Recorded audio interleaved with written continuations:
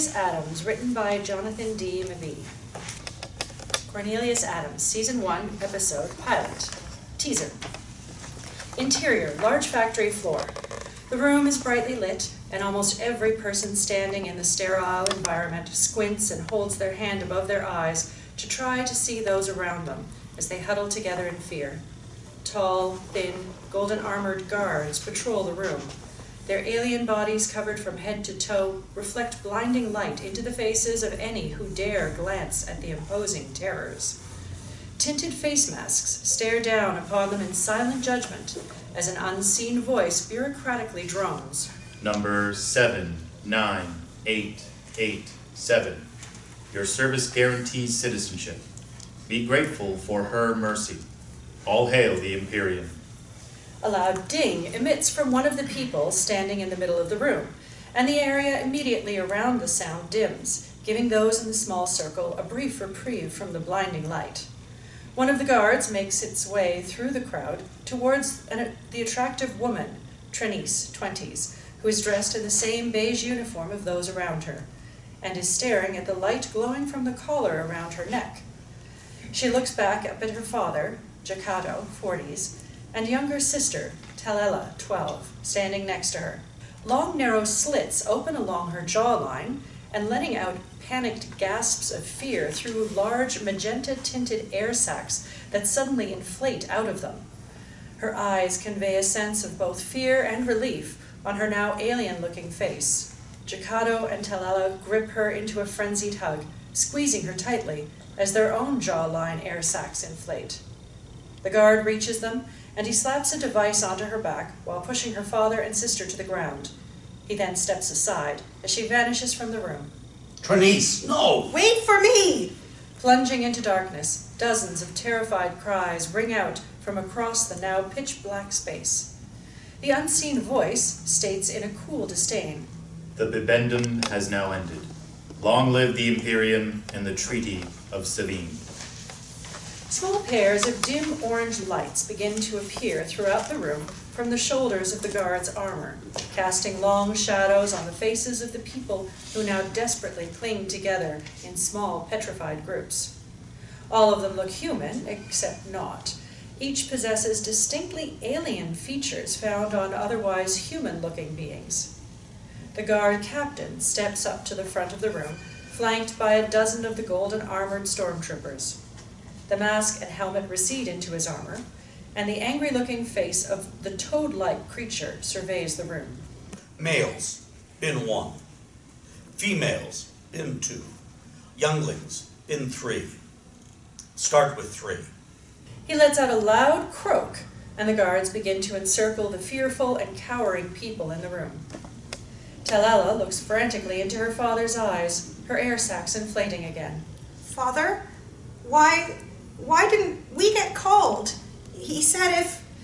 She begins to tremble, and he pulls her into a tight embrace. He then looks up at the now maskless, frog-like guard that teleported his own daughter away from them. That bastard Praetor de Journey. He promised. I gave him everything, everything. He looks around the room quickly, then pleadingly up at the towering guard. Give us the transponders, and I'll make it worth your while. I'm still a very wealthy man. The imposing guard remains silent as he rips Talela out of her father's embrace and throws her over his shoulder. Jacato lunges at him, but the guard pushes him forcibly to the ground, then turns and walks towards bin 3, following several other guards who are also holding crying children. Father! Wait, you don't understand! We're supposed to go with her. The Praetor, he promised us. She tries to squirm out of the guard's grip, but he tightens it firmly. Please, we're supposed to go with my sister. We gave him everything. They get to the large, clear-walled container labeled with the number 3, and he swings her around to face him. You're an abomination, Monato. He croaks as he effortlessly snaps her neck with his large, golden-plated webbed hand and throws her into the tall container. Talela's now lifeless, gray-brown eyes stare out of the clear container's wall, her body rocking slightly, as other children are disposed of in the same fashion, and then thrown into the bin on top of her. Jacato lets out a scream of raging sorrow and charges the guard. He's immediately shot dead before his second step. Cut to black. End of teaser. Act 1. Exterior, front porch, house, Carbondale, Illinois, late afternoon. The air is filled with the sound of waking cicadas as the golden light from the setting sun warms the wraparound porch where 3 brothers, Shane, 14, Nazir, 16, Jordan, 18, multiracial, sit in a tight, focused circle, concentrating on the game of Magic: The Gathering they're playing. The modest 2-story middle-class home is well kept and neat, and a Welcome Home C sign hangs between 2 American flags draped from the roof of the porch. Nazir throws down his winning card against Shane and declares victory. You up, Jordan? Want to put 5 on it? You mean on top of the 5 you still owe me from the last game? You could just give me the money, you know. Might be a little less embarrassing. Man, shut up. Oh. Laughing, they pick up their cards and begin to draw. A silhouette appears on the deck between them. What are you boys doing out here? The brothers don't notice the 2 white police officers, Cop 1 mid-30s and Cop 2 late 20s, who've approached them from the street. Cop 1 walks up the steps and onto the porch, while Cop 2 stays in front of the boys at ground level. What y'all doing? Playing a game, sir? What's this? He picks up a small black bag next to Nazir and, undoing the drawstring, empties the contents onto the porch. Several multi-sided die fall from the bag and roll in different directions. Now, you boys know you can't be out here playing craps. You know that's illegal. They're for our game, sir. Uh-huh. How about drugs? We don't have any, sir. You sure? Not what we heard. Sir, this is our house. There aren't any drugs here. My mother's inside. If you'd like to speak with her... Oh, yeah? Does she know you're out here shooting dice? The boys cry out in protest. A taxi pulls up to the curb in front of the house, and a man, Cornelius Adams, 30, multiracial, wearing a tan chief petty officer's uniform, exits the car. He grabs his bag from the back seat, then looks at the situation for a moment before donning his khaki hat and sighing. Thanking the driver, he walks towards the unfolding events. Okay, listen. We're just going to give you a warning this time, but you all need to go inside. Why? Because you're loitering. No, we're not. It's our house, and we're not doing anything wrong. Sir, we don't care. You can't be out here. Seems to be the problem, officers. The cops are surprised to see someone in uniform in their small town, but still size Cornelius up, noting his rank, large rack of ribbons, and several warfare insignia. This doesn't concern you, sir. Well, this is our house, and these are my brothers, so I think it does. Cornelius, He leaps up and runs towards Cornelius, wrapping his arms around him. you're home. How is Afghanistan? Did you get shot at? The cops start to look a little uncomfortable as they look up at the sign and then back down at Cornelius. Yeah, I mean, no. Look, hold on a sec. He looks back up at the cops. Is there an issue here, officers? Did my brothers do something? Do I need to get our mother? No issue, sir. I think we got the wrong house. Welcome home. He extends his hand out towards Cornelius, who hesitates for a moment before taking and shaking it firmly. Thank you for your service, sir. Yeah, thanks, man. Cop 2 offers his fist for a bump, which Cornelius obliges with a faint smirk. Yeah, sure. You gentlemen have a good evening then. Be safe out there. The cops leave, and the boys surround Cornelius with shouts of excitement and admiration. Fade to exterior barn, Carbondale, Illinois, night, later that evening. Loud laughs ring through the late summer's night as Cornelius's extended family and friends are gathered around several picnic tables outside of a modern barn. Although late into the evening, the area is well lit, and the excitement of Cornelius's return makes it feel as if the party has just gotten started. The Welcome Home banner is now hung from the open barn doors, alongside a sign that reads, Happy Birthday / Congrats Jordan. People are enjoying food and drink, while the captivating and slightly drunk Cornelius continues his tale. So you know me, right? I'm like, man, I've been in 12 years, ain't nothing I haven't seen. But it's this poor Butterbar's first trip to Thailand, you know? And so you know, he finally looks down, and then at the top of his lungs, he yells, "She's got a dick!" Everyone laughs. But he's still sitting there, right? And I look him dead in the eye, and ask him, so, are you angry or jealous that she's still this hot? And it takes him a hot second to respond. I don't know. I'm pretty drunk, and I think I'm in love. So I slapped a 20 on the table, told him it was on me, went out to have a smoke. One of his uncles, Uncle Randy, 55, pulls out a pack of cigarettes just as he's saying this, and after taking one, offers it to Cornelius. No, I'm good. If I smoke one, I'll smoke 100, Uncle Randy. So what happened? I don't know. I went back to the ship. I was pretty drunk, too. Then why did you tell us that story? 'Cause you asked me what's some of the freakiest shit I've seen that I don't think is that freaky anymore. Another one of Cornelius's family members, Auntie B, 40s, speaks up. That shit's pretty freaky, Cornelius. Love is pretty freaky, Auntie B. There's an amused murmur among the group. Cornelius picks up 2 red stripes from the cooler, then reaches for some shot glasses and a bottle of rum. Is my mom still out here? No, she went in an hour ago. Word. Jordan, where you at, man? Cornelius's younger brother pops his hand up. Come here, dude. We're doing shots. The hell you are. That boy's just turned 18, Cornelius. Cornelius opens the bottle and pours a few shots. And in the eyes of Uncle Sam, that makes him an adult. If he's old enough to enlist and die for this country, he's old enough for a couple of shots, goddammit. The group murmurs in agreement with him. Besides, weren't you the one who got me pissed drunk the night before I left for boot camp? The group oohs and ahs as he beckons his brother over, handing him a red stripe. Here's your chaser.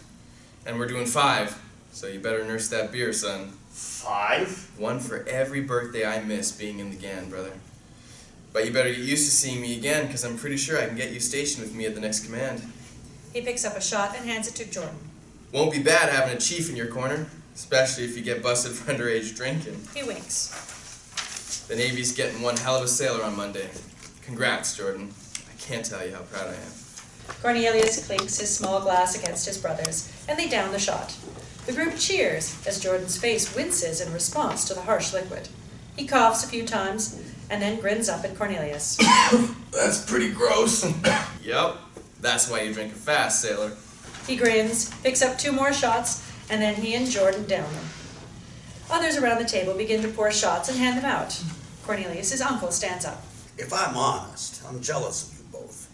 I wish I could go back to my own Navy days, but if I'm really honest, I'm scared for you both, because the world's a pretty shitty place right now, you know. But I can't think of 2 finer men to keep me safe. We love you boys. To Cornelius and Jordan. Everyone around the table raises their glass with a cheers. Auntie B stands up. Well, that's all good and depressing, so I'm just gonna say this.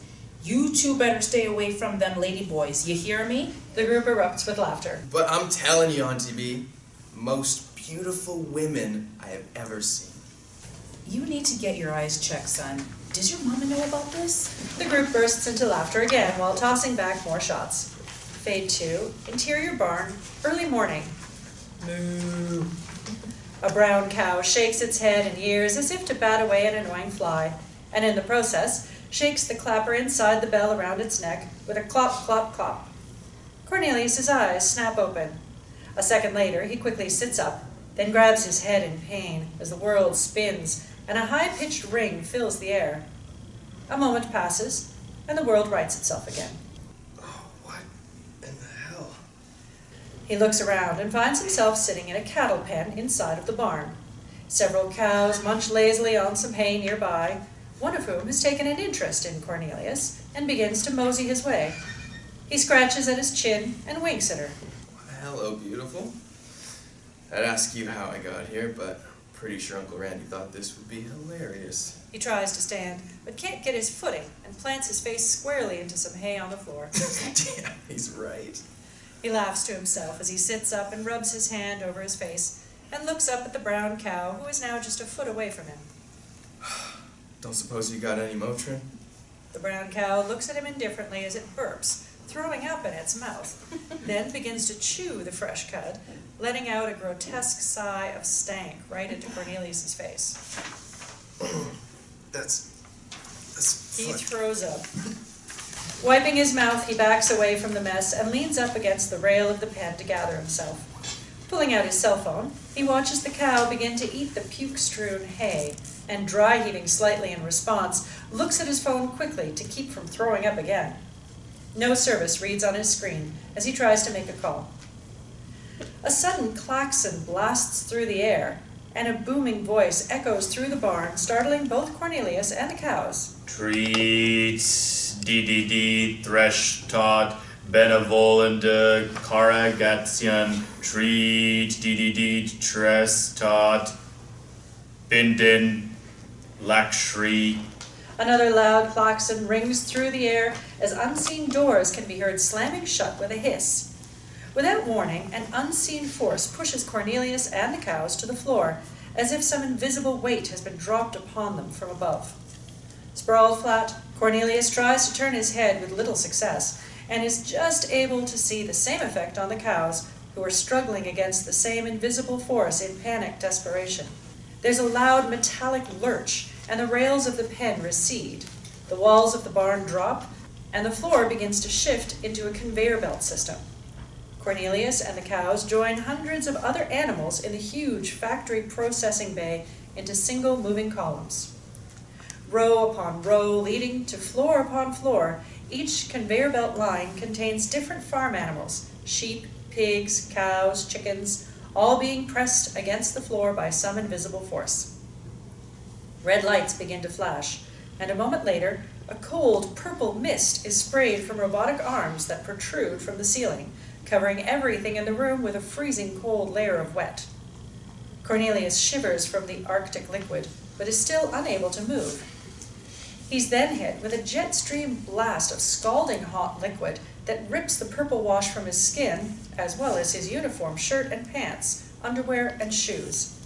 He lets out a scream of pain, which is quickly lost in the swell of distressed outcries from every animal in the room, as the feathers are plucked from chickens, and fur and wool are taken in swaths from everything else. And, just as suddenly as the process had started, it stops. High walls rise on either side of the platform, segregating the animals from each other. The weight pushing them down is lifted, and Cornelius and the cows are able to move once again. Naked, though still socked, he gets to his feet and looks around. Stunned and shivering, he leans against the still cud-chewing cow for support, who seems to welcome the incidental comfort his arm provides. What in the fuck? Another blaring alarm cuts through the air, and a frantic voice calls out over unseen loudspeakers. Brchat, Nober Bra Nada, Linke, Kuali, Naza, Tek, Zabin, Defango, Lord Ness, Something crashes into the side of the building, more alarms sound, and all Cornelius can do is whip his head toward the overwhelming sounds that echo terrifyingly through the high metal walls as the ground continues to shake. There's another blast to his right, and he's flung to the ground. The high walls around him crash back down into the floor. He sits up, and his jaw drops in shock. Through the blue shimmer of an emergency force field covering the damaged hull leading into outer space, Cornelius watches several sleek-looking spacecraft complete a strafing run against the hull in his direction. Another hard knock rocks the spaceship. He can't even begin to comprehend he's on, when his body lifts off the ground. For a brief moment, he forgets where he is as he experiences zero gravity for the first time. But he's quickly brought back into the present by the brown cow, who is now floating above his head, distressed, but still chewing its cud. He then sees several swirling, anxious pigs bumping into each other. Then an adolescent sheep, whose only charcoal gray fur remaining surrounds its small and adorable face, its cries for help lost in the sounds of the ensuing space battle. Cornelius stares in bemused amazement and smiles instinctively at the small lamb's cute face. Another explosion rocks the room, and gravity is quickly restored. The lamb freefalls squarely onto Cornelius's face, knocking him out instantly. Cut to black. Interior spaceship, medical bay, night cycle. A high-pitched whirl brings Cornelius back into consciousness, and finding himself strapped chest down to a thin table, frantically tries to move. Immobile from the head down, he begins to panic, and there's a deep, disturbing laugh from the shadows.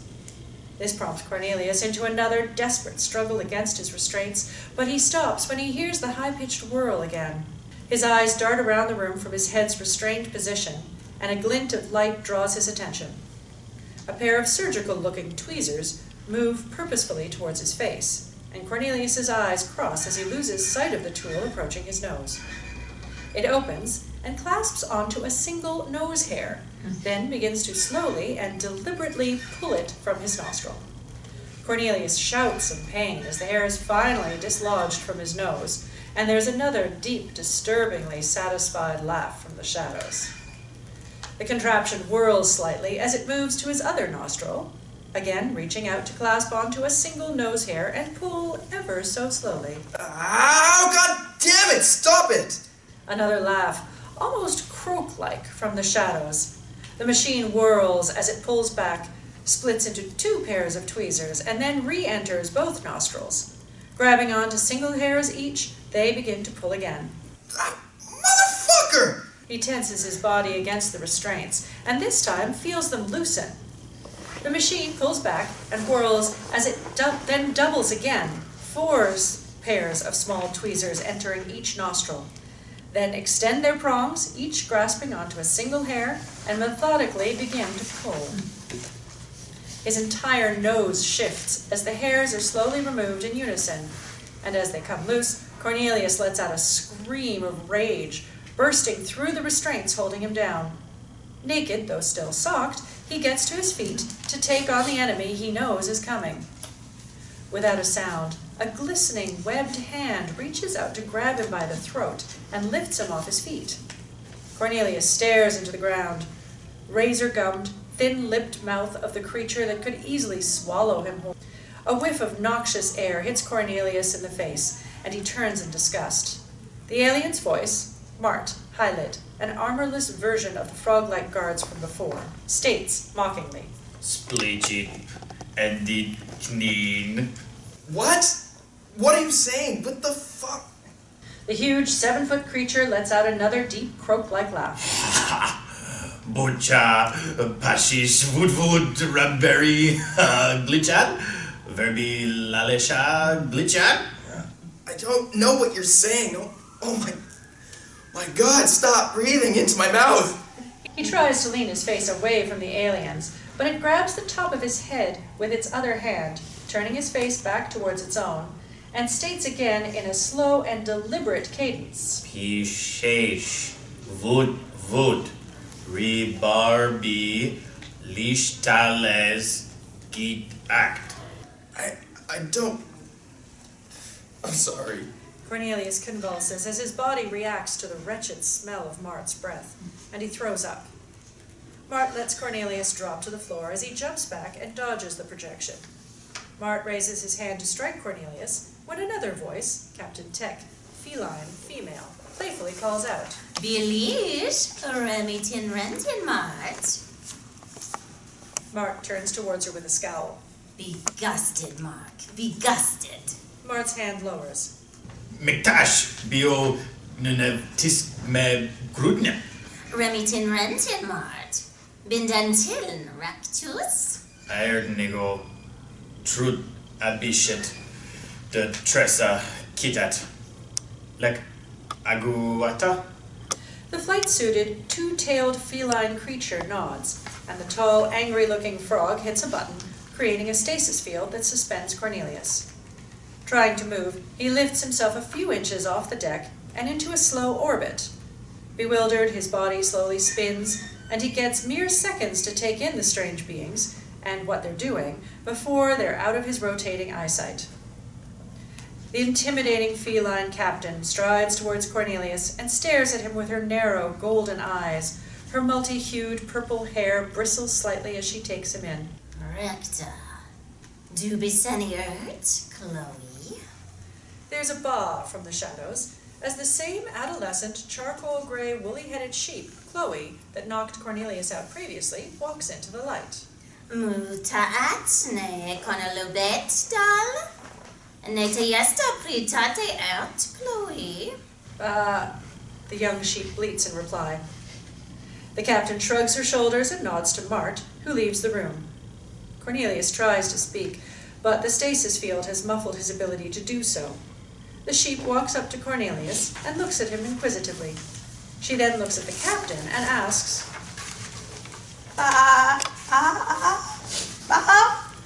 The captain nods her head and responds.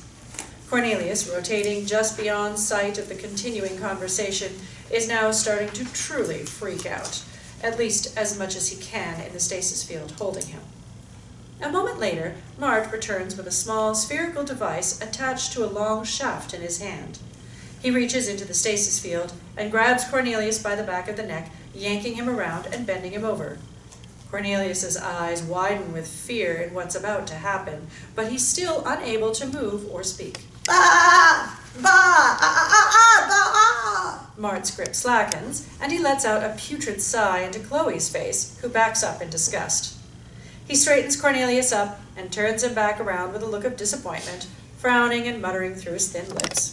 Mikdash, du nesta de trak, Chloe. Nee, putarta Marrt. Just punish, do kas bindin. Martt indicates for Cornelius to open his mouth for the device, and Cornelius stares at him in defiance. Martt then raises his hand threateningly, as if to forcibly shove it down his throat, and Cornelius purses his lips together tightly. The captain sighs. Raktasha bin. Letting out a chuckle, Martt moves aside as the captain walks up to Cornelius and extends her hand into the field, stroking his chest. Martt raises his hand and signals Cornelius to open his mouth and take the device again, this time with a tone of, "Are you sure?" And again, Cornelius refuses. Netiesk. Nech. The captain smiles devilishly as she lowers her hand and grabs Cornelius by his testicles. Cornelius's mouth opens in a silent scream of pain, allowing Martt to plunge his fist into the field and deposit the device down his throat. Withering with pain in slow motion as the device makes its way into his system, the stasis field slows the process, and both Martt and the captain enjoy the prolonged and sadistic display before them. To Cornelius's surprise, he begins to understand their conversation, as each uncontrollable twitch makes his entire body contort into uncomfortably odd angles, which he is forced to remain in for several awkward moments while continuing to rotate in the stasis field. But I can't. That's not fair. I can't believe you wasted a psychobinetic unit on this piece of meat. What's the point if we just end up recycling this thing? We're not going to recycle him. We're going to auction him. What? Why? Because Chloe here says he's the real deal. She's only alive because you've got a soft spot for kids. Tech glares at him. Chloe struts around excitedly from behind her, stating confidently in an upbeat, typical Midwestern teenager's voice. I'm a lamb, actually, and we're not very tasty. I'm telling you the truth. One minute I was eating with my mom, and there was all these bright lights and sounds, and then so much pain. And then I was flying, and then this guy saved my life when I fell. Please don't hurt him. He saved my life. The captain entertains her plea and looks back at Cornelius, examining him slowly. But look at him, Marrt.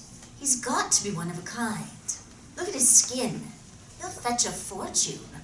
I've never seen one with dark skin before. Somebody must really be a pervert. Even if it is only a Kolundzic. He's got no metadata imprint, so there's no way to track him. It's just a Kolundzic. Who cares what color it is? Let's just recycle his bio-nanotech and eat what's left of him. He's human, and he saved my life. Please don't hurt him. The captain turns to Martt with a decided resolve. We're going to Breeta. The hell we are! You know there's a bounty out on me in that sector. Then don't leave the ship. But it's been a month since our last port call. Captain, what am I supposed to... Our contract is for you to follow orders, not to complain about your own piss-poor choices in life, Marrt. Now shut up and tell the navigator where we're going. Then take Chloe to her quarters and clean her up. And don't eat her. That's an order. We're gonna sell them as a set. They'll be fucking adorable. Martt sighs. Hi, Captain. Come on, dinner. It's bath time. Yay! Bath time! Wait, You're really not going to eat me, right? No. Then, yay, bath time! You have no idea how bad I need a bath right now. Chloe jumps into Mart's large webbed hands, and he slouches off down the corridor. I've never taken a space bath. Do you have water in space? How about grass? I'm hungry. Do you have trees? Have any apples? What do you do when it rains? Oh my goodness. Does it even rain in space? I've never even thought about that before. Marrt sighs hard as Chloe continues pelting him with a barrage of questions. The door closes behind them, and the captain turns her attention to a naked and bewildered Cornelius, still slowly rotating and sporadically twitching in the stasis field. She turns a dial, and the stasis field opens around Cornelius's head and chest. He comes to a stop facing her. Can you understand me? Yes. Good. Why were you on the Listales' ship? They don't seem to be the type to have your kind around. The who? Can I just, are we, what the hell are you? Surprised, she lets out a hearty laugh. When Chloe said, I didn't believe, but you're an actual human, aren't you? Yes? Her face splits into a razor-sharp, toothy grin, her eyes narrowing into a lustful gaze. The Breeta Imperium would shit if they knew you were here. The Listales really are upping their game. Earth's off limits, you see, has been for over 125 years, which means you're worth a fortune, contraband. A fortune. And look at you. I've never seen such uniqueness. Worth a... This is a dream, right? I can't really be talking to a 6-foot cat in a form-fitting flight suit who I find oddly attractive. Man, I kind of miss getting this drunk. Okay, it's been fun, but it's time to sober up and get the fuck home before I make any regrettable mistakes. No offense, I mean, you're fine as hell, but He tries to move, but the stasis field is still keeping him suspended like fruit in jello. The captain lets out another round of hearty laughter and caresses Cornelius's cheek. You are absolutely adorable, you know that? Backhanded flattery like that might just get you a trip into my quarters. But then, I don't think you quite understand your situation, pet. The captain walks to the wall across from them and hits a button. The blast shield rises, and beyond it, the infinity of space can be seen through the thick window. Cornelius stares in disbelief, and the captain releases the rest of the stasis field, freeing him. He stumbles as he finds his feet and walks towards the window, staring in stupefied awe at the amazing sights before him. Stars, galaxies, nebulas, planets, the universe. He continues to walk right up to the large window and is entranced by the view. Only when his penis touches the cold glass as he walks into it does he come back into the present and grasp the actual reality of his current situation. He looks down and finally truly realizes that he's naked, on a spaceship, and thousands of miles from home, in the middle of the universe. Dropping his hands to cover himself, he turns to Tech with a look of fear and confusion, then back out the window, then down, then back towards the captain. He starts shaking with incomprehension. Ah, and now he's modest. Priceless. Cornelius stares at her, speechless. Let's get you clean and clothed, my precious contraband. It's going to be an exciting couple of days. Fade to interior Tech spaceship. Cornelius's cabin, day cycle. A few hours later. An animated Chloe is standing on the bunk bed across from where Cornelius has lain down after getting to shower and put on clothes. Now, wearing a flight suit slightly too big for him, he relaxes as he half listens to Chloe continuing her over-dramatic tale. So, instead of getting into trouble by going to Earth and grabbing their own, Captain Tech hijacked the Listales and took theirs. And you know what's really messed up? Cornelius sighs. What's that? They were going to sell us on the black market as meat. Can you believe that? They eat us out here, Cornelius. You've seriously never heard of lamb chops? Chloe stares at him, dumbfounded and disgusted. Wait, what? That's just pretty fucked up, man.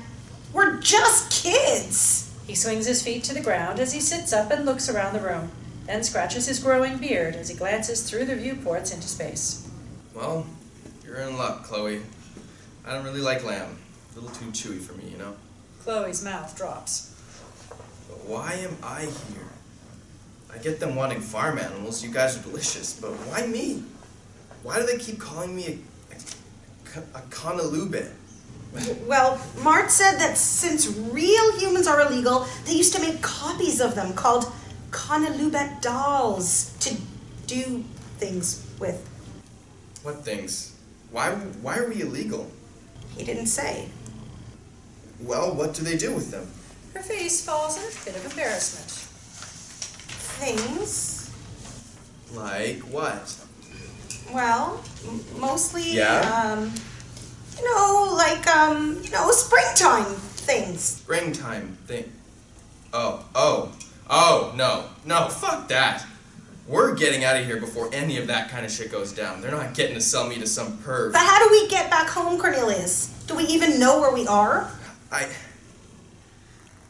No. I guess we don't. He stares out of the room's viewport again, feeling lost, and leans back against the wall. I guess it's just you and me then, huh? Chloe jumps down off her bunk and onto Cornelius's. She rests her woolly head on his chest and kneels down next to him. Cornelius begins to gently stroke her bare back as they both enjoy a moment of peace. Their eyes begin to slowly close for some much-needed sleep. Buzz. The door opens and two high-lit guards, guard 1 frog-like, guard 2 toad-like, enter the room. To your feet. Captain's invited you to lunch. Cornelius groggily gets to his feet, and Chloe jumps down to follow. Leave the kid. Captain said this is just for the grown-ups. Yeah? You know I'm like 17 in human years, right? I'm going. Guard 2 throws a small bale of hay onto the ground in front of Chloe, stopping her in her tracks. Eat, stay, live. They motion Cornelius forward and leave the room. You guys better not hurt him. You better not. I'm gonna mess you up real bad. The door closes. Match cut to interior tech spaceship, captain's quarters, day cycle. The door opens and Cornelius enters the captain's quarters. The room looks like a den. Comfy chairs, day beds, and pillows surround a large table at the center of the space. Captain Tech is already seated with some of her crew eating and signals Cornelius to take the seat next to her. Ah, there he is. Come in, come in. Let us get to know one another. I need details to brag about for the auction. He hesitates for a moment, but steps forward when he sees Marrt and his crew pointing weapons at him. Walking toward the table, Cornelius sees several other species of aliens, all female, sitting around the room, all staring neutrally back at him. Several of the mammalian-looking women sniff the air as he approaches, their large reflective eyes narrowing as they take him in. A soft purr emanates from a large gecko-looking woman who strokes her broad tail as he walks closer. Tech lets out a playful tisk-tisk, and she gives him a sharp and toothy smile. Tech pulls out the chair and beckons him to sit, which he does. You know, I don't believe we've been properly introduced. I'm Captain Gilliard Tech of the Granada. Hi, I'm... Absolutely beautiful, pet. She reaches out and pulls the chair towards her to get a closer look at Cornelius, who winces slightly when she takes a deep sniff from his neck. You smell intoxicating, but at the same time, repugnant, I think is the word I'm looking for. I think I'm beginning to see the appeal. The crew murmur with catcalls. Tech places her booted foot on the lip of Cornelius's chair between his legs and pushes him back towards the table as she slouches comfortably into her chair, sighing. Nobody name it. I don't want any of you getting attached. Another murmur of catcalls and laughter from the crew. Cornelius looks nervously around. Can I, why am I here? I don't know if that really matters anymore, love. You just are. Cornelius lets that sink in for a moment. Am I your prisoner? Only if you wish to be treated as one. But you said you were going to sell me, like a slave. Auction! And into a life of luxury, you silly thing. Ugh. Let's begin at the beginning before we talk about what's to come. Why were you with the Lestalis? I don't know who that is. Look, last thing I remember, I was getting my little brother drunk. And then waking up on a spaceship full of farm animals getting tortured, me along with them. I don't know how I got there, and I don't know how I got here. Can you please just tell me what's going on? Sure, it's payday. The crew all laugh again. Please, Captain, I don't understand. This doesn't make any sense. All I can tell you is that sometimes things just don't make sense, pet. Fate's a fickle lover. Cornelius's face falls and his eyes drift. Tech cheerily changes the subject. But let's talk about you. What did you do on Earth? What? I'm in the Navy. Does Earth finally have interstellar travel again? The Imperium's not going to like that. Have what? The ability to leave your solar system. No, I'm just in the regular Navy, out to sea. What do you mean again? Oh, well, that's a shame. Never mind. What did you do out to sea? I'm an operations specialist. A warrior? No, more like radars and stuff. The gecko-looking woman speaks up. Sexiest navigator I've ever seen. The group lets out another bout of teasing laughter. Sure, something like that. Look, can you just let me go? And where would you go? Back to Earth? The room breaks out into laughter again. Oh, my sweet pet. I'm afraid there's a few things you need to know. The first is that you're never going back to Earth again. But Please, I've got people who need me back home. The crew lets out a sympathetic aw. Then pitiless laughter rings throughout the room. Tech holds up a hand, silencing them. No. Even if you were able to sway me out of early retirement, the Breeta Imperium has all but sealed your sector shut. The Lestalis are dumb enough to smuggle shit off your world, but who takes big risks when you've got bigger guns? The crew lets out a cheer and pound the table in agreement. Then take me back. No, my mind's made up. I'm gonna retire. She leans back in her chair and puts her hands behind her head. Captain, please. And give up the chance of finally buying my own planet? The crew cheers and pounds the table again. She smiles widely. Oh, but where are my manners? I should know the name of my retirement package, shouldn't I? He stares at her in disbelief and at a loss for words. He remains silent, not really knowing how to respond. She glares threateningly at him. Cornelius. Adams. There's a collective gasp, and Tech leaps from her chair, backhanding Cornelius to the ground. Two guards rush toward him and shove their weapons into his ribcage, keeping him pinned. You would dare say this to me in my own quarters? If you weren't about to make me rich, explain yourself. What?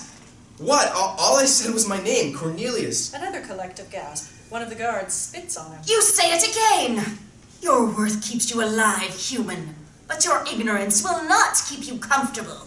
Now, tell me your name. Cornelius is my name. Another hiss from around the room. Ugh! Take him to the brig. Disgusting filth. Send a message probe to Gutai to set up the auction and make sure it backchannels to creator Obre. We're going to turn some heads with this little foul-mouthed beauty, sisters. The crew again pounds the table with a cheer at the captain's declaration as Cornelius is dragged out of the room by the guards. End of Act 1. Act 2.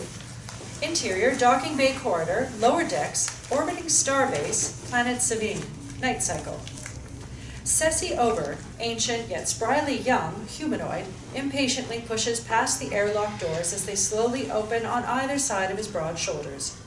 With a slight wheeze, he lights the lucky strike resting between his lips with a Zippo and takes a long drag.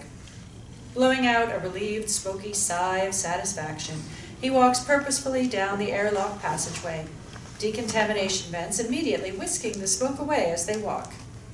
His crew of 3, Liberator, female, Opifex, male, Gubernator, male, armed Karumbo, 4-foot dark-skinned armadillo-like creatures, walk in a tight military formation behind him. Speaking through the exhale, in a raspy smoker's voice.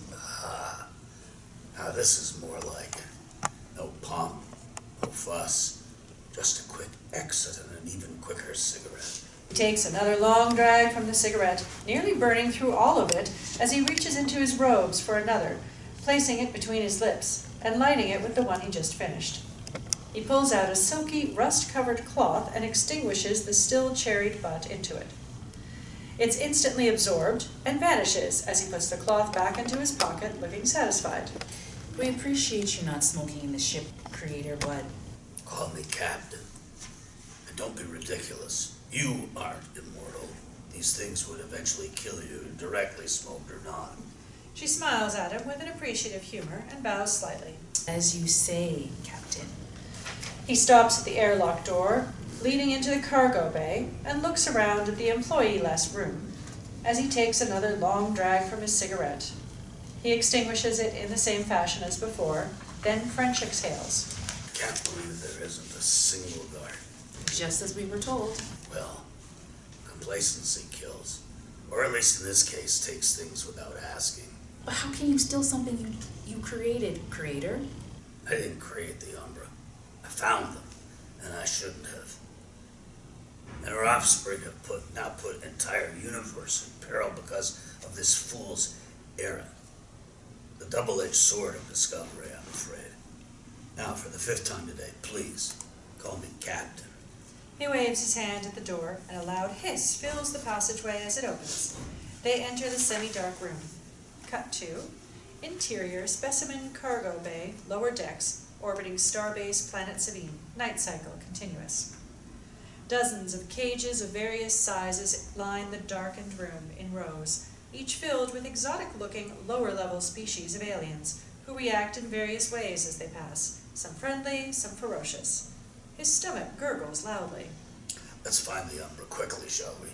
My apologies for missing breakfast this morning. Something catches his eye in the corner of the room. The familiar figure of a silhouette rests in a container against the back wall. He quickly changes direction and heads towards it, the Corumbo following in precise adjustment. Almost as if to remind me of why I'm here. Captain?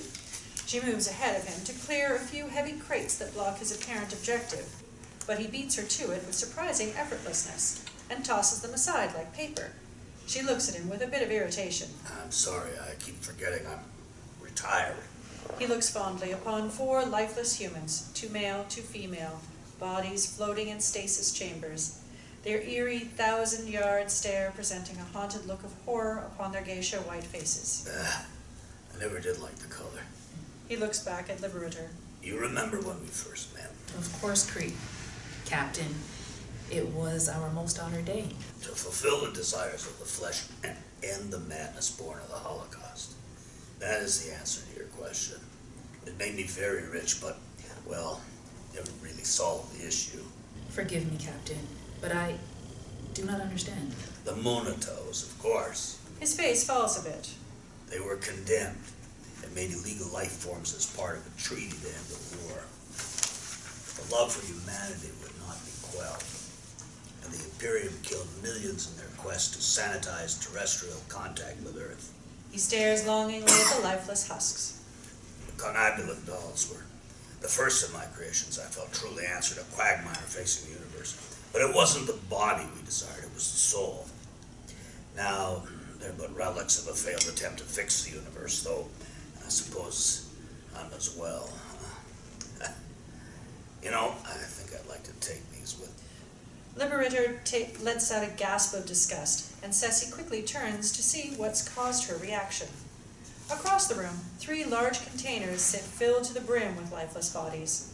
1 tank filled with men, the 2nd filled with women, and the 3rd tank with babies and children. Some of the bodies look almost human, if not for peculiar eyes or webbed appendages or other small variants of noticeable distinction. Sessi catches his reflection next to a young girl, Talela, whose gray-brown eyes are nearly the same color as his own. Her soulless blank stare creates a chill in the air around him.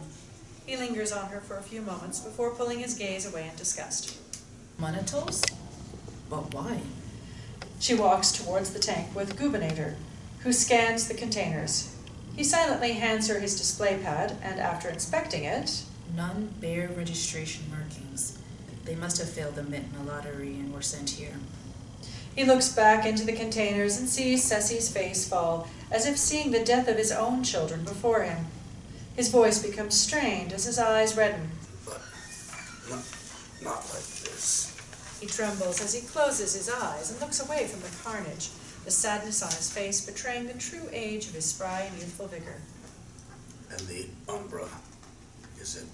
Glancing at her male counterparts for confirmation as she sniffs the air alongside them.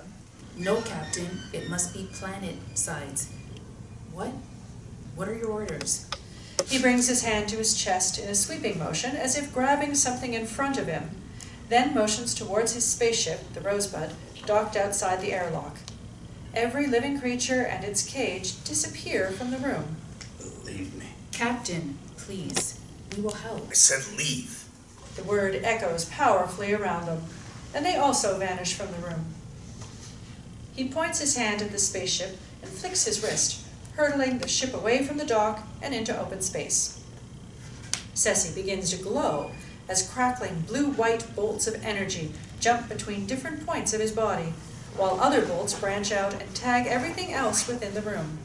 His eyes sparkle with a mad energy as his voice drops into distorted octaves while staring at the massive loss of innocent life dumped unceremoniously into the tanks before him.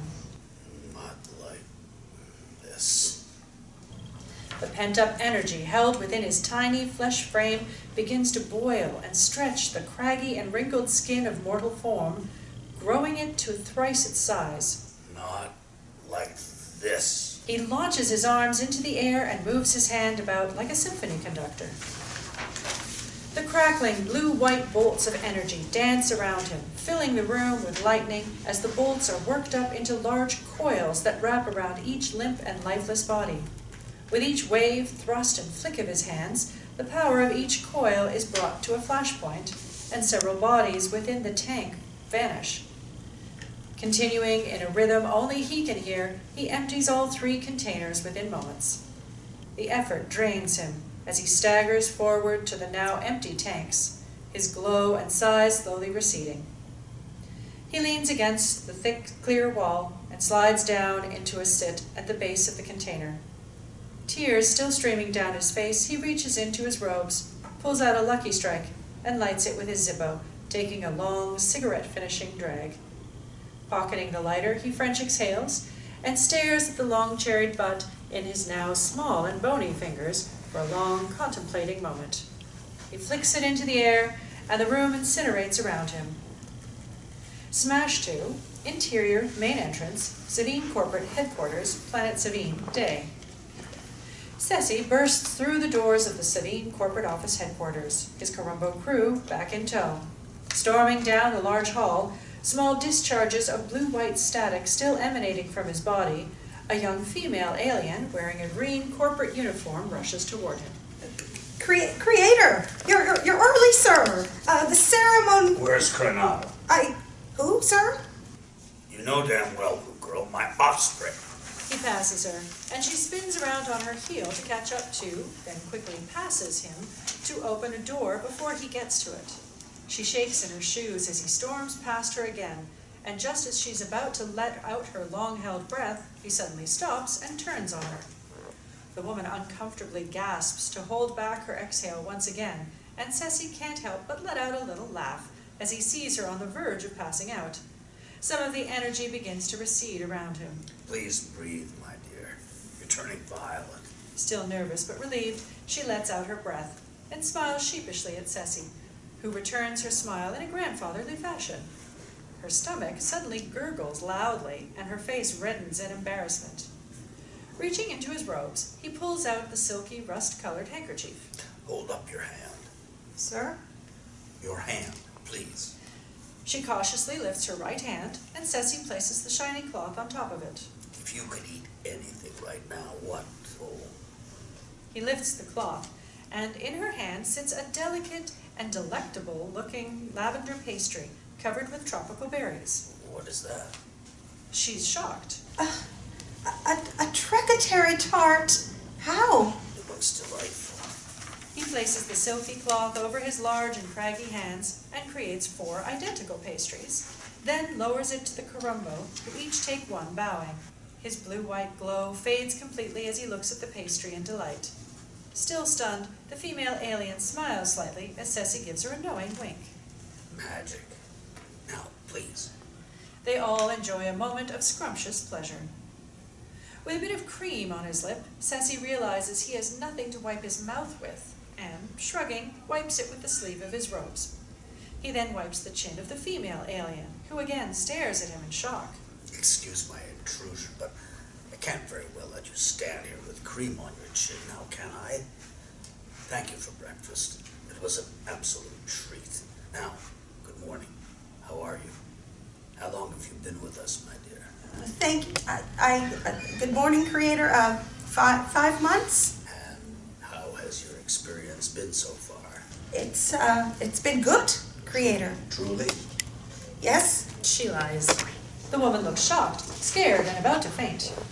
You're not supposed to talk, Corumbo. No, it's been wonderful. Truly, Creator. Another. No, stop. Don't say that. You're not supposed to speak. Creator, Obre, please believe me. It's been amazing. It's just... What is it, my dear? She's petrified, but knows she can be honest, as he quietly looks upon her with grandfatherly concern. I don't know how to describe it, Creator. It just seems, since the Creator's left, to be a chill in the air, like... She blushes in embarrassment. But it's just a silly feeling. I'm sure there's nothing... Liberator raises her snout and sniffs the air. She speaks the truth. His eyes narrow. Damn them. Liberator moves closer to Sessi and whispers something to him. He looks intrigued and smiles at the young alien woman. Thank you again for breakfast. Those were truly delicious. He leans in and whispers in her ear. You must leave here, girl.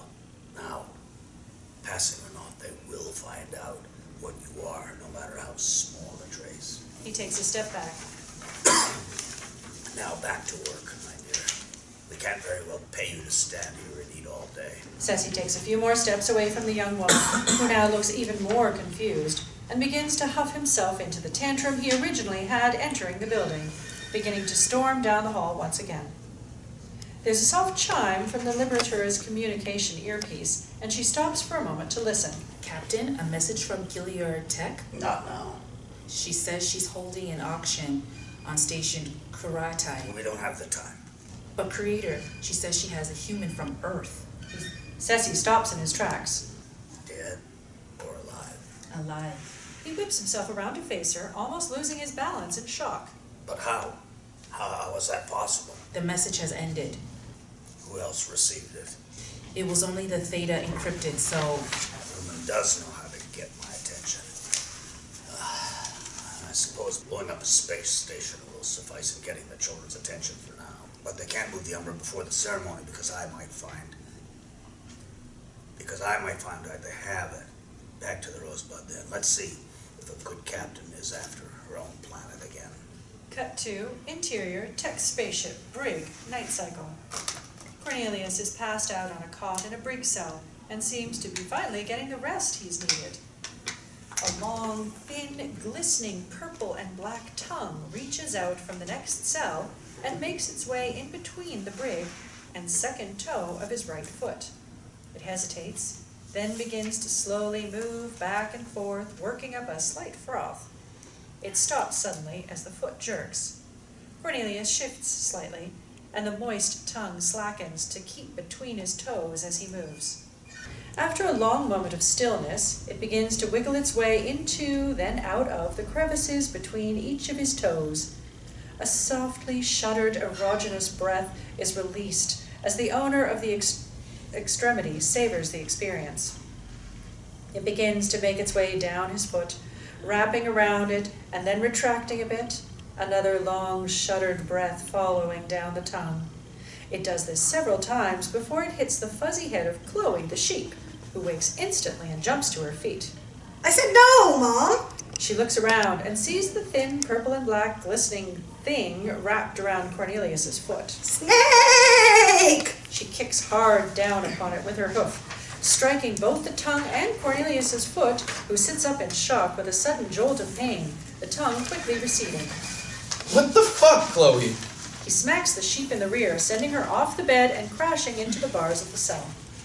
Letting out an indignant bah, she jumps to her feet and leaps back onto the bed, ramming her hind legs into Cornelius's back, shoving him onto the ground and crashing into the bars. Nuh-uh, motherfucker! That's not how this works. I don't save your life and get smacked. You pull that shit again and I'll fucking end you. Cornelius stares at her in shock. Where did you learn how to talk like that? She jumps off the bed. Where did you learn to talk like that?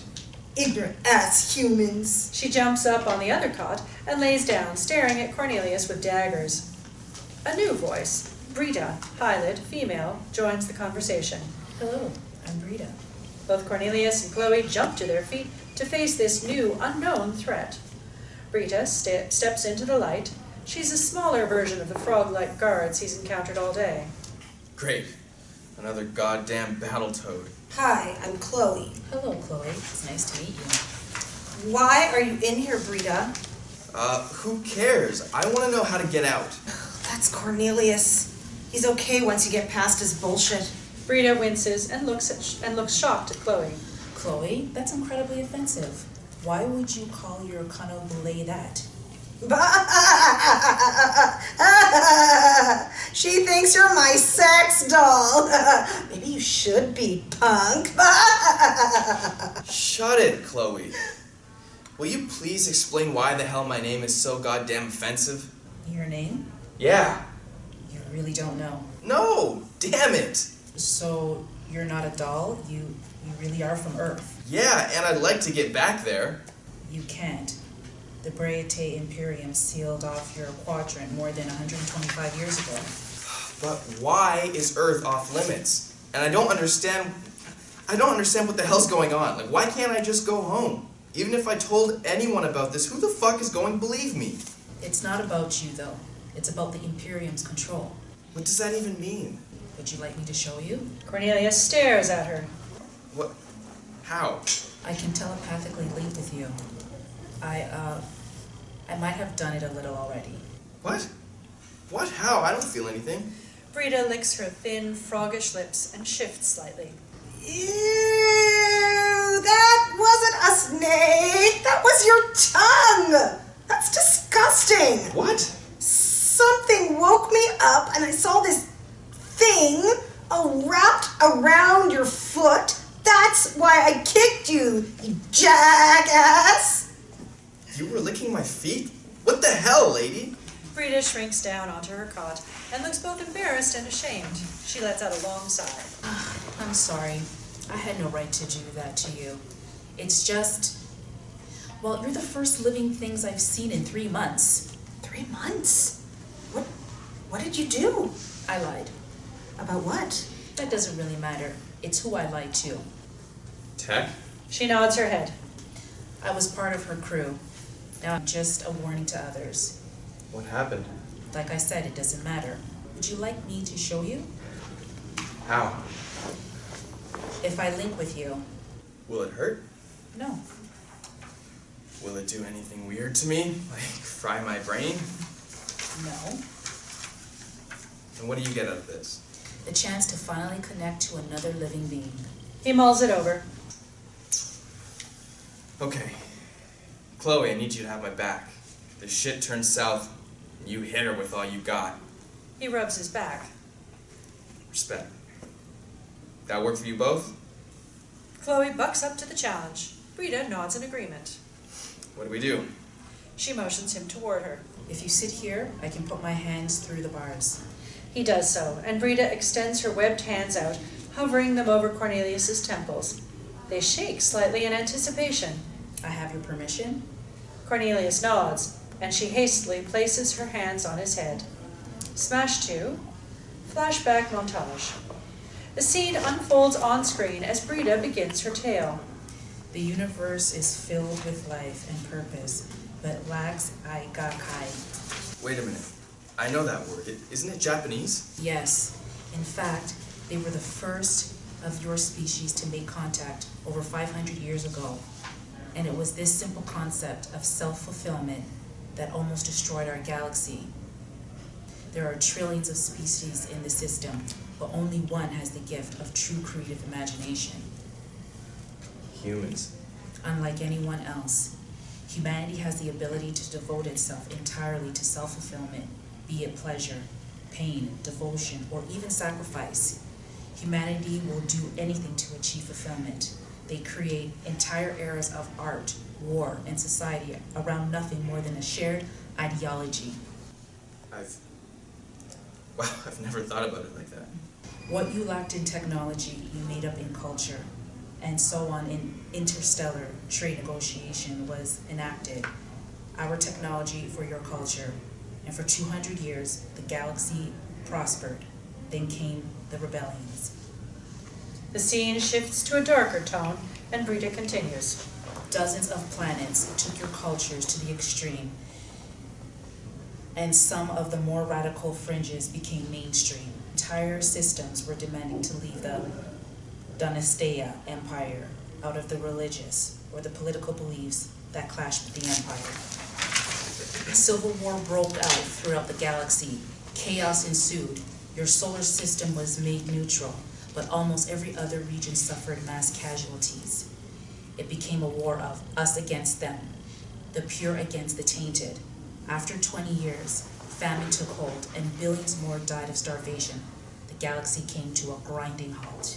The scene shifts again, and three middle-aged men, Sessi Obre, Verto Plantant, and Dexmal Mencio, are pleading with a delegation from the various warring factions. The creators came from a distant galaxy and promised us salvation through trade with their corporation, but only if we stopped killing ourselves.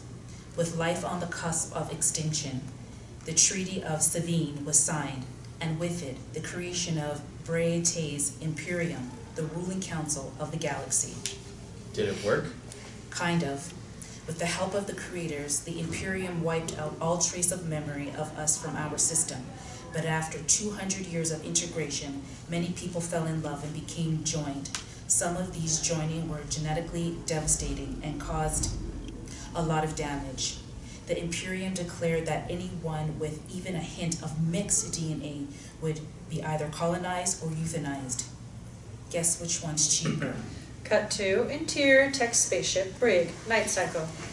Cornelius's spastic eyes roll back down into their normal position as he shakes his head and blinks hard while coming out of the trance.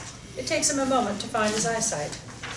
He rolls to his knees and turns back around to face Breeta, leaning his back up against one of the cots. It takes him a second to realize that her nose is bleeding. Are you okay? I think so. She wipes her nose and looks at the dark purple blood swaying a bit.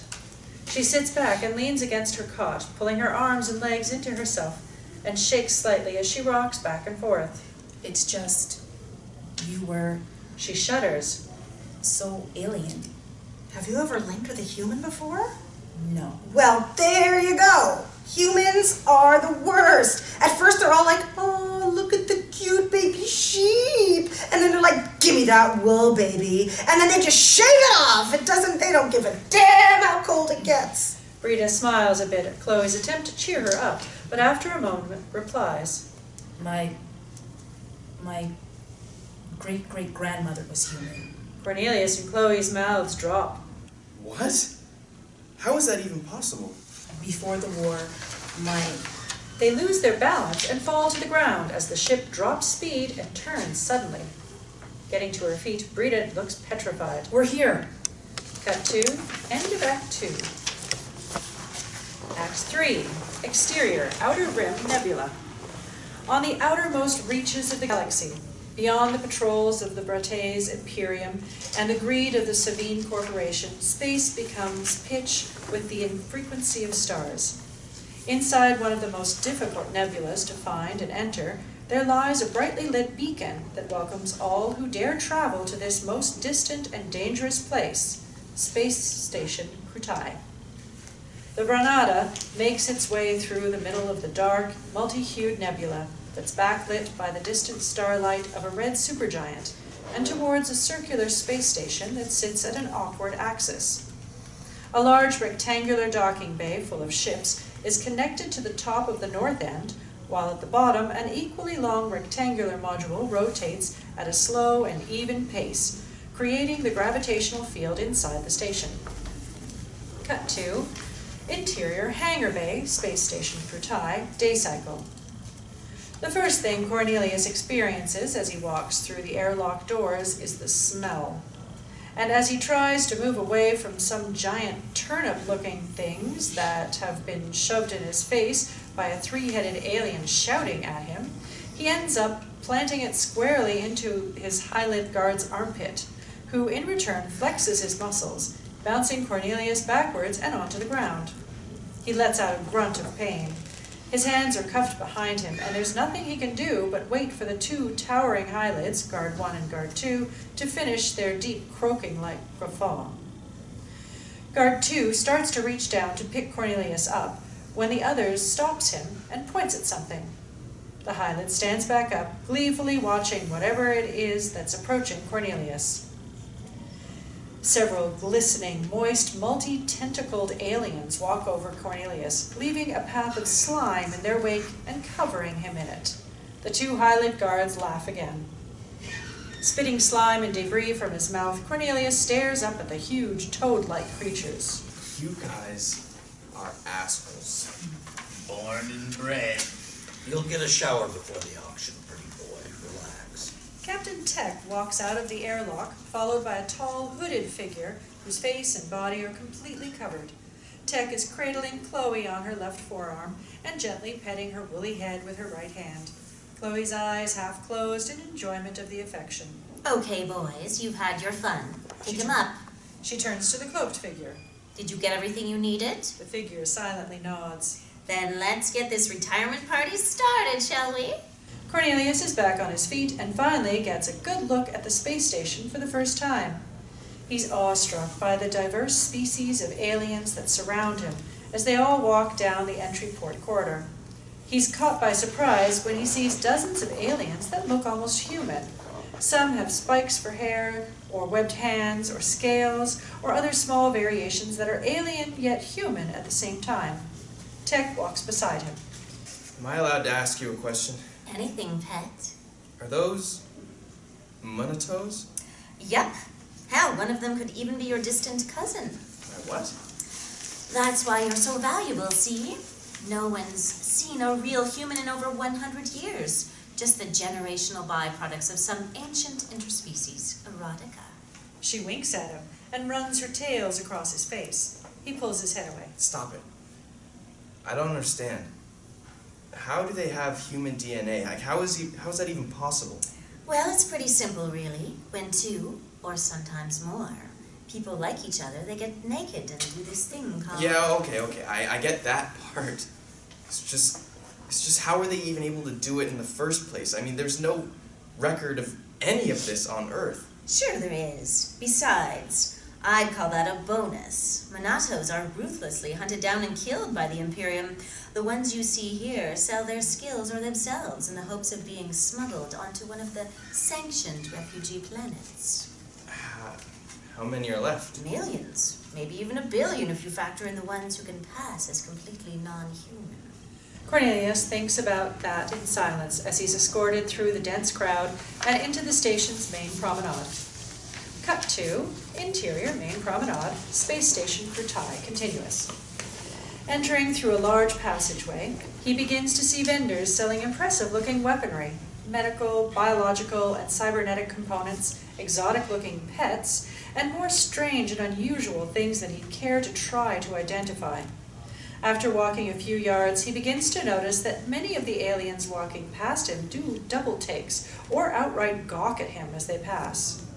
One of them, alien, short, buff, rich-looking, turns around. I'll give you 2 luxury ballistic cruisers for that doll. That's not nearly enough, lover.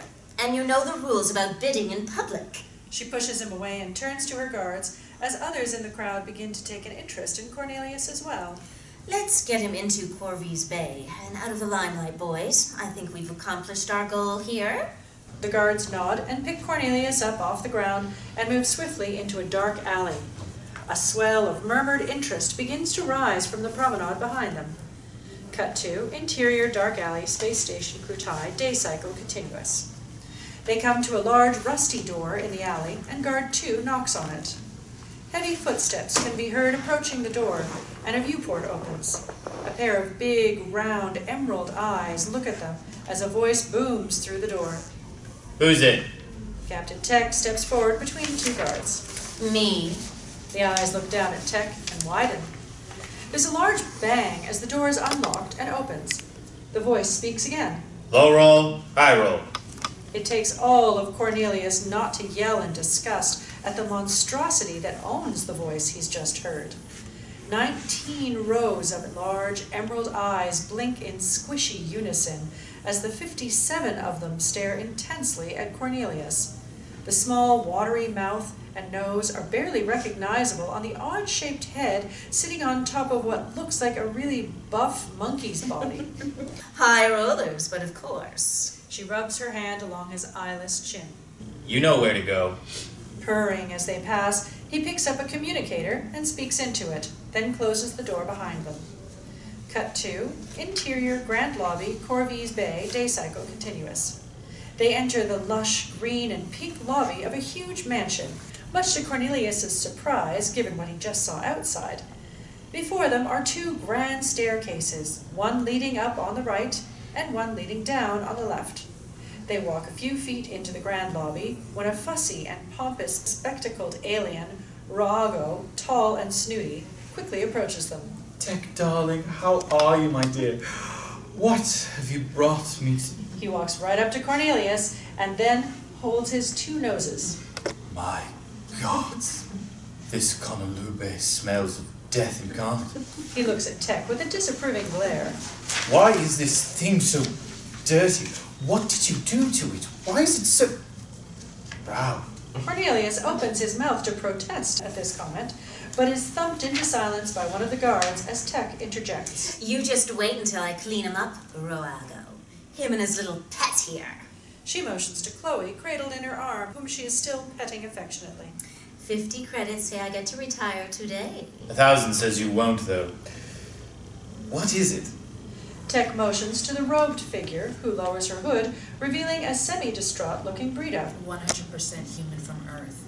Highly educated, battle-tested, and in prime physical condition. Here is my complete report on the merchandise. She hands Roago a data pad, and he skims over it. Oh, most impressive, Kilian. Most impressive indeed.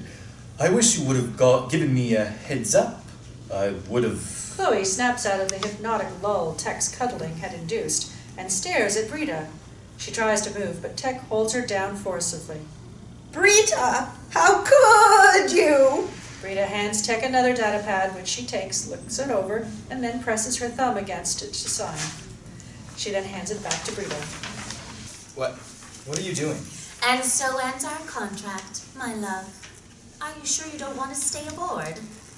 You're great in a fight, Bree. No, but thank you, Captain.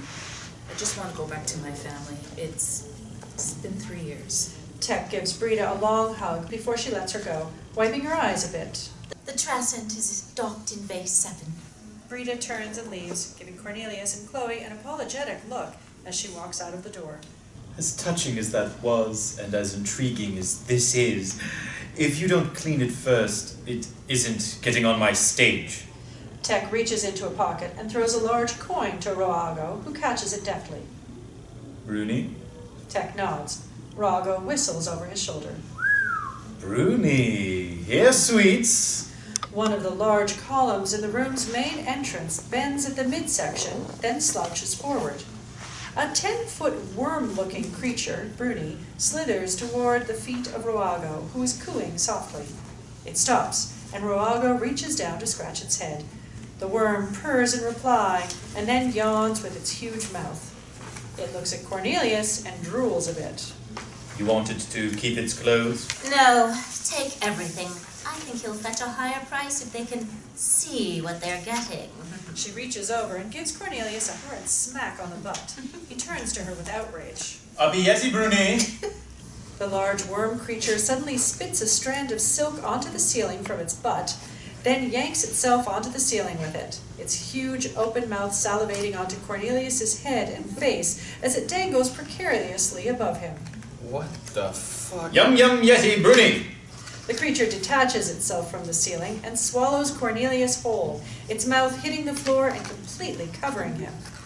Muffled yells of fear can be heard through Bruni's thick skin as it bulges in different places from Cornelius trying to kick and push his way out from inside. Let me out of here! What the fuck? No.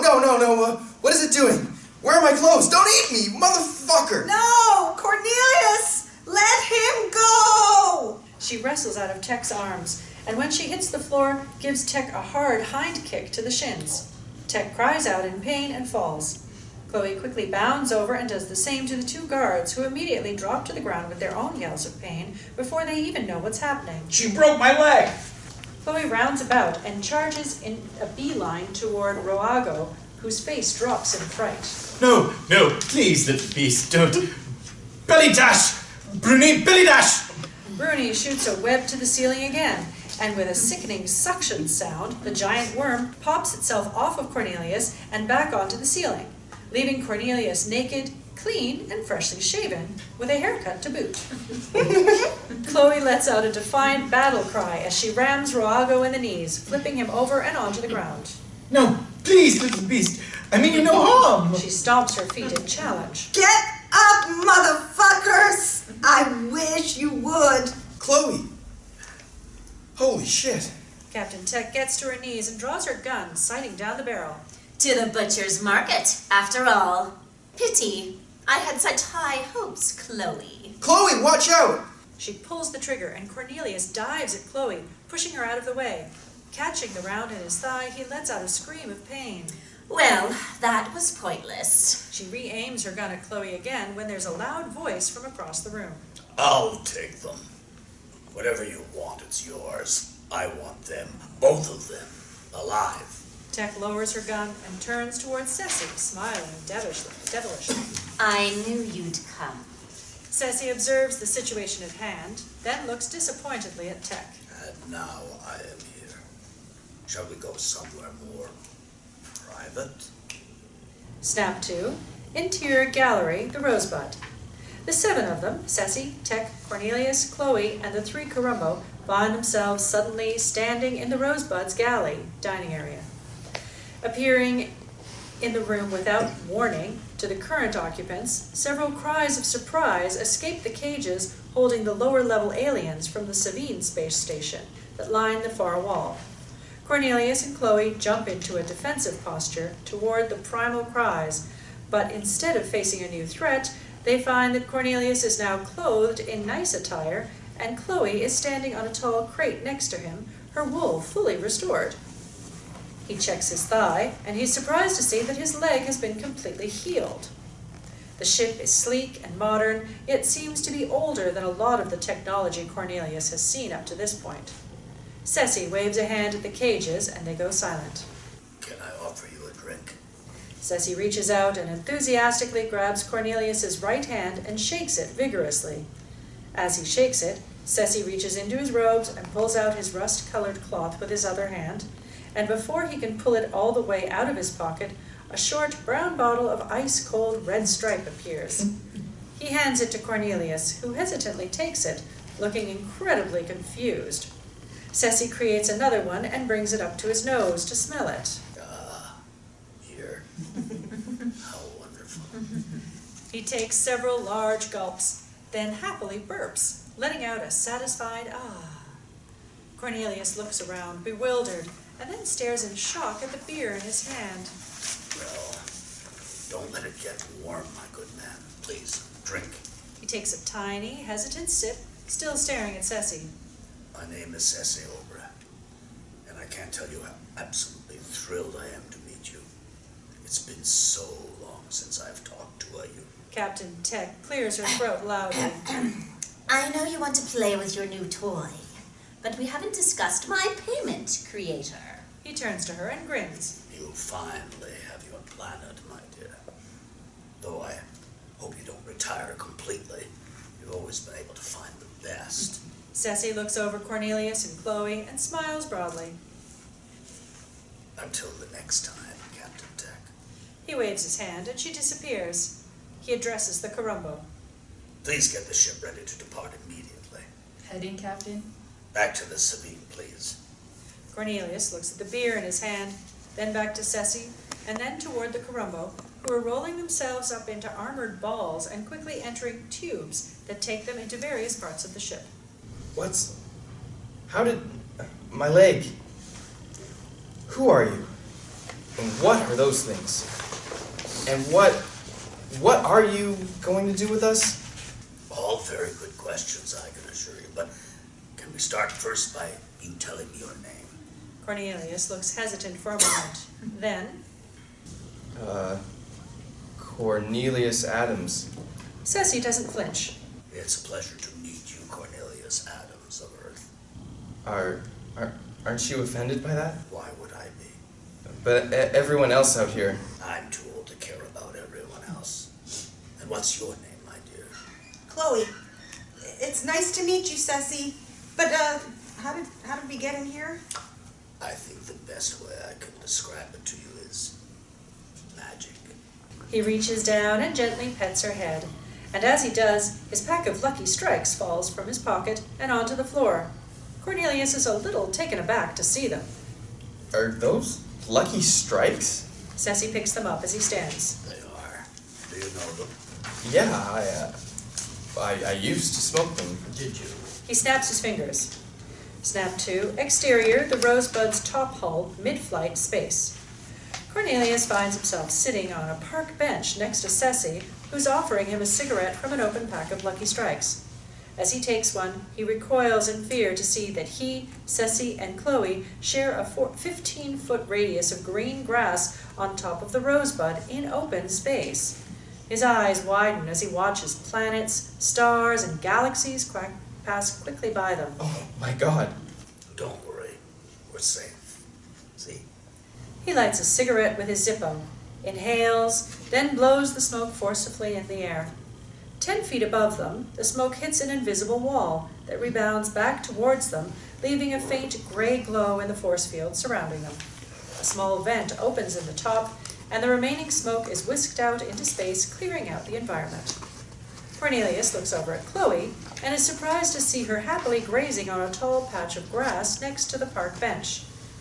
Sessi uses his cloth to put out the cigarette, lights another, and then hands the Zippo to Cornelius. He takes it, and placing his 2 fingers on the top lid to the lighter, deftly snaps the Zippo open, lights the wick with a smooth roll of his thumb across the flint wheel, confidently lights his cigarette, and whips the metallic closed, extinguishing the fire with a sharp metallic clack. Sessi stares at him in awe. Cornelius exhales and notices while handing the Zippo back to Sessi. Sorry. Old habits die hard, I guess. Sessi grins at him like a schoolboy. Can you teach me how to do that, please? I'll give you anything. That was amazing. What? What you did with the Zippo. I mean, how did you even find out you could do that? It's an old trick I learned in the Navy. It's not really that hard. Dude, we're sitting on a park bench zipping through space. Look, there goes another planet. And that ship below blew your mind? But who are you, man? Sessi smiles widely at Cornelius and extends his hand. Perhaps we should try this again. My name is Sessi Obre, and I believe I need your help. Cornelius takes his hand and shakes it. Cornelius Adams. It's good to meet you. To do what? They let go of each other's hand and take drags of their respective cigarettes, sizing each other up a bit. First, to steal an ancient and powerful creature that, if killed by my offspring, could very well start the unraveling of all existing matter in the known universe. Chloe stops eating and swings her head around, her mouth full of fresh grass. Whoa, what? No, thanks. You can just take us home. If that's all right, I'm done playing in space now, thank you. I'm afraid I can't. Even I have trouble making it past the Imperium's defenses. Okay, but why are you asking me to help you? You don't know anything about me. Oh, but I do. How? Because of what you and Chloe did for each other in Krutai. You've known each other for what, 2 days perhaps?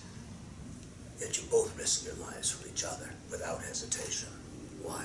Chloe struts over to Cornelius and bugs herself up. 'Cause he's my ride or die. Cornelius lets out an amused snort, then reaches down to affectionately scratch her behind the ears. Damn right. I guess it's because we're in this crazy shit together. Precisely. Just like you, I, and the rest of the universe. But I won't make you join me. There's no point in this venture if we're going to keep trying to run away. Come with me to steal the Obre and bring it back to my home world. If what I have to offer you isn't enough to make you want to stay and help me, I'll take you home, even if it kills me. Why?